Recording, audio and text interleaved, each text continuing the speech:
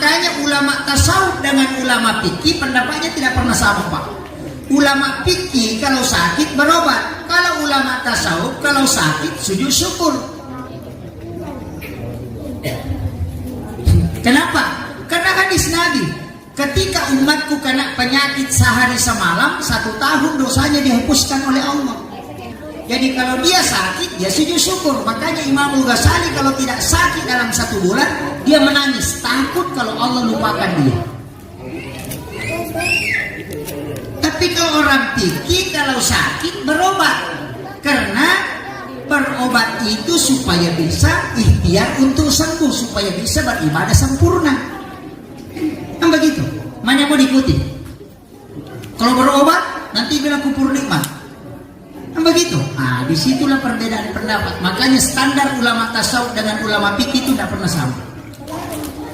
Ulama tasawuf kalau berbohong itu sudah batal wudu. Ulama fikih berbohong tidak masalah.